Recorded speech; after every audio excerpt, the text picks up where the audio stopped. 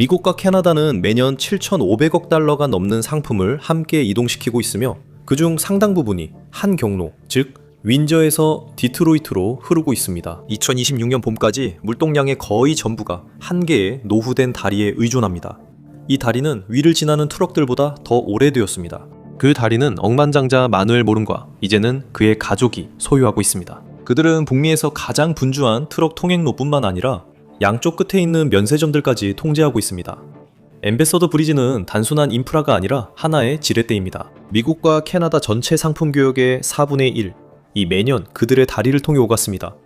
이는 한 민간 기업이 중서부 경제의 혈관을 느리게 하거나 압박하거나 심지어 완전히 차단할 수 있는 힘을 갖게 했다는 뜻입니다. 이 지역의 모든 것은 좁은 수로와 땅 그리고 도로를 통해 모입니다. 지리적 특성상 이는 불가피합니다. 트럭 운전사들은 경치 좋은 길을 선택하는 게 아닙니다. 이곳은 러스트벨트의 중심지인 미시간, 오하이오, 인디애나를 온타리오의 제조업 벨트와 직접적으로 연결하는 지름길입니다. 다른 곳에도 철도와 항구가 있지만 대량이면서 시간에 민감한 적시 생산 방식의 화물은 트럭이 주로 운송하며 이 통로가 대부분을 담당합니다. 다른 국경 통과 지점도 있지만 거리와 시간, 비용이 늘어나 적시 생산 시스템이 감당할 수 없습니다. 이렇게 빠르게 많은 화물을 옮길 방법도 없었습니다. 그래서 수십 년 동안 이 통로는 단일 취합점이었습니다. 공장들은 다리 주변에 세워지지 않았습니다. 다리가 중요해진 이유는 이미 공장들이 이곳에 있었기 때문입니다. 단 1시간의 지연만으로도 이곳의 전체 근무조가 멈출 수 있습니다. 중서부 전체 자동차 생태계는 하나의 시계처럼 움직입니다. 다리에서 트럭 한 대만 멈춰도 공장, 공급업체, 창고 전체의 운영이 중단될 위험이 있습니다. 그리고 이것은 빅3, 즉 제너럴 모터스, 포드 모터 컴퍼니, 그리고 스텔란티스를 강타합니다. 이들의 미시간과 온타리오 공장은 사실상 국제 국경으로 나뉜 하나의 거대한 공장처럼 운영되고 있습니다. 엠베서더 브릿지에 트럭이 줄지어 서기 시작하면 여파가 빠르게 퍼져 공급업체도 큰 타격을 입습니다. 인디애나 제철소, 오하이오 전자공장, 중서부 프레스 공장 등 모두 이 순환 구조에 연결되어 있습니다. 그 다리를 장악한 사람이 식료품 가격, 건설 비용, 그리고 국가 절반의 에너지 신뢰성까지 좌지우지할 수 있었습니다. 그리고 이제 상황이 바뀌고 있습니다. 고디 하우 다리는 그 구도를 뒤집습니다. 이제 흐름, 속도, 비용에 대한 결정이 더 이상 한 가족의 손에 달려있지 않습니다. 이제 그런 결정들은 국경을 넘어 상품 이동을 통제하는 공공 통로에 내재되어 있습니다. 한 번의 전화나 셧다운, 장기 폐쇄만으로도 경기 침체보다 더 빠르게 중서부 경제에 충격을 줄 수 있습니다. 이는 자동차 산업에만 해당되지 않습니다. 철강, 농업, 에너지 모두가 같은 병목 구간을 통과합니다. 이것은 하나의 공급망이 아니었습니다. 여러 산업이 하나의 실패 지점에 겹쳐져 있었습니다. 이것은 한 지역 전체에 대한 통제입니다. 새로운 공공 국경 통로는 그 권력 구도를 완전히 바꿔놓았습니다. 이제는 어떤 한 주체도 전체 산업을 쥐고 흔들 수 없습니다. 농부들은 물자를 더 안정적으로 공급받고 건설업자들은 신뢰할 수 있는 자재 배송을 기대할 수 있습니다. 에너지 회사들도 물류에서 어느 정도 숨통이 트였습니다. 트럭들이 더 빨라지면서 그 혜택이 이전에 그 가문이 통제하던 여러 산업에 퍼지고 있습니다. 두 번째 교량 건설 요구는 수년 전부터 있었으나 9.12 테러 이후 경고가 더욱 커졌습니다. 이전에는 트럭들이 엠베서더 브리지를 거의 속도 감소 없이 건넜습니다. 그 이후로는 모든 화물이 위험 요소, 폭발물, 밀수품에 대해 검사를 받아야 했습니다. 문제는 무엇이었을까요? 이 다리는 확장할 공간이 전혀 없는 밀집된 도심 지역에 위치해 있습니다. 멀티레인 스캐너와 엑스레이 시스템을 설치할 충분한 공간이 없어서 차량 행렬이 캐나다 쪽으로 수마일씩 밀릴 수밖에 없었습니다. 그래서 양국 정부가 나섰습니다. 그들은 새롭고 공공 소유의 국제 다리를 계획했습니다. 설계는 간단했습니다. 6차선 고속도로와 직접 연결, 전용 트럭 처리 구역, 시내 도로를 통과할 필요도 없고 개선을 거부할 수 있는 민간 통행료 운영자도 없었습니다. 이 계획의 핵심은 단일 장애 지점을 완전히 없애는 것이었지만 쉽지 않았습니다. 이것은 누가 그 통로를 통제할 것인지를 두고 15년에 걸친 싸움으로 번졌습니다. 마룬 가문은 소송과 로비, 지연으로 이 프로젝트에 맞섰습니다. 한 걸음 나아갈 때마다 법정이나 정치 싸움으로 번졌습니다. 2010년까지 소송은 프로젝트를 중단하고 공공자금을 소모시키려 했으며 두 번째 다리가 독점을 깨면 중서부 산업이 위협받는다고 주장했습니다. 이 프로젝트는 10년 넘게 지연됐습니다. 계획에 결함이 있거나 필요성이 불분명해서가 아니라 자금이 풍부한 사적 이익 집단이 공공 인프라에 맞서 시스템을 무기화할 수 있는 자금과 영향력을 가졌기 때문이었습니다. 그럼에도 불구하고 고디 하우 프로젝트는 사라지지 않았습니다. 법적, 정치적 혼란에도 불구하고 결국 공사가 시작되었습니다. 타워가 세워졌고 데크가 양쪽 해안을 연결했습니다. 테스트도 마무리되었습니다. 예정된 개통일은 2026년 봄입니다. 15년간의 싸움 끝에 이제는 어떤 가족도 그것을 통제하지 않습니다. 양국의 공공기관이 운영합니다. 처음으로 이 통로는 단일 주체에 의해 통제되지 않습니다. 그 변화만으로도 엄청난 일입니다. 이제 공장들은 더 이상 한 가지 위험에 맞춰 계획을 세우지 않습니다. 물류 시스템도 더 이상 하나의 국경 통과 지점에 의존하지 않습니다. 전체 시스템이 취약하면서 회복력 있는 구조로 바뀌는 것입니다. 새 다리는 속도를 위해 건설되었습니다. 4개 대신 6개의 완전한 차선이 있습니다.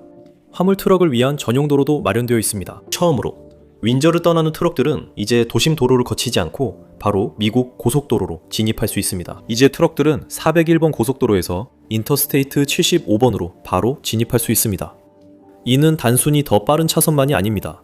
이 시스템은 제조업체들이 자신있게 계획을 세울 수 있도록 해주며 배송 시간을 몇 시간씩 단축시키고 트럭이 대기하는 데 드는 수천 달러의 비용을 절감해줍니다. 국경을 넘을 때의 가장 큰 문제는 통관 절차입니다.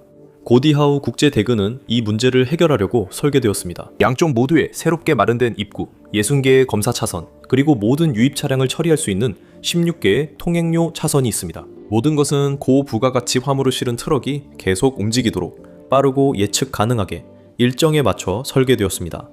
엠베서더 브리지는 어떨까요? 총 4개의 교통 차선만 있고 세관 처리 능력도 훨씬 제한적입니다. 그 결과는 차량 정체와 낭비되는 수시간입니다. 고디하우 다리가 완전히 운영되면 매년 85만 시간의 트럭 대기 시간이 절약될 것으로 추정됩니다.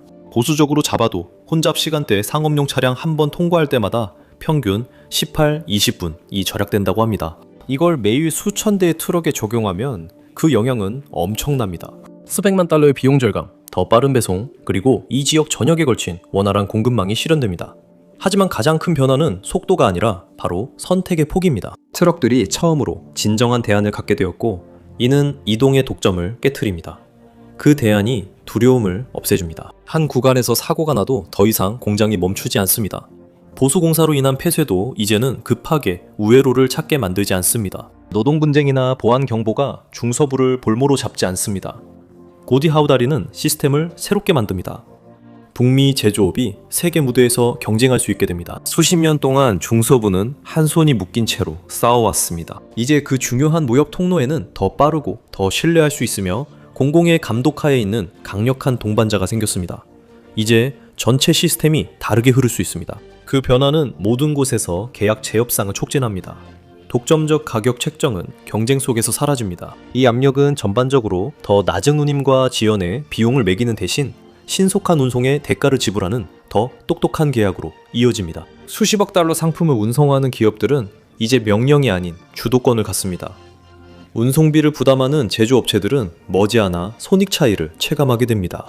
예를 들어 주요 자동차 조립 공장은 다리에서 지연으로 인해 선적이 멈출 때마다 매분 수만 달러의 손실을 볼 수 있습니다. 이것은 두 번째 공공교량이 더 빠르고 견고하며 상업 물동량을 처리할 수 있게 건설되는 것이 중요한 이유를 보여줍니다. 추가 차선과 예비 경로로 다리를 취약한 병목 지점에 예기치 못한 충격에도 중서부 지역이 계속 움직일 수 있도록 시스템을 개선합니다. 지난 10년간 기대는 공급망이 지역에 머물고 연결되어 신뢰할 수 있으면 미국 제조업이 경쟁력을 되찾는다는 것이었습니다. 고디하우 다리는 이를 실현합니다. 이 다리는 예전에는 당연했던 비용을 줄이고 넉넉히 잡던 리드 타임도 단축합니다. 국경에서 절약한 몇 분이 공장에서는 수백만 달러의 가치가 됩니다. 빅3의 부품을 공급하는 협력 업체들도 모두 이익을 봅니다. 부품 운송 업체들도 효율성이 높아집니다. 중서부에서 생산된 차량, 가전제품, 기계를 구매하는 모든 소비자들도 시스템의 낭비가 줄어들었기 때문에 조금 더 저렴하게 구매할 수 있습니다. 예전에는 사적 병목 현상에 맞춰 생산을 조정하던 공장들도 이제 전력을 다해 가동할 수 있게 됩니다. 그 막대한 양의 양자간 무역은 다리, 터널, 항구, 철도, 고속도로를 통해 이루어지는데 이들 대부분은 더 작고 느린 경제를 위해 지어진 것들입니다. 수십 년 동안 이 시스템은 뒤처져 있었습니다. USMCA 체결 이후 무역이 폭발적으로 증가했고 공급망이 너무 촘촘해져서 많은 산업에서는 국경이 사실상 사라졌습니다. 하지만 국경 통과 지점, 세관, 연결 고속도로들은 대부분 예전 그대로였습니다. 시스템이 낡아 있었습니다. 이제야 따라잡고 있습니다. 디트로이트 윈저 회란이 가장 명확하고 비용이 많이 드는 사례이지만 유일한 사례는 아닙니다. 앰베서더 브리지는 훌륭해서가 아니라 어쩔 수 없이 그 역할을 맡아왔습니다. 20년 전에 필요했던 업그레이드를 마침내 중추가 받게 되면 어떻게 될까요? 전체 시스템이 완전히 다르게 움직이기 시작합니다. 더 촘촘한 적시 생산 일정도 가능해집니다. 국경 지연 해소로 재고 비용이 점차 줄고 물류 네트워크도 예비책에 의존하지 않고 자신있게 계획할 수 있습니다.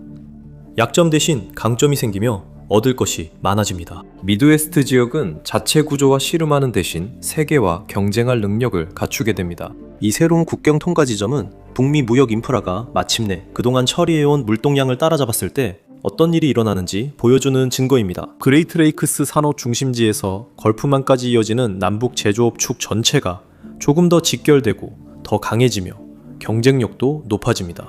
하나의 다리가 선제적 투자가 무엇을 할 수 있는지 증명합니다.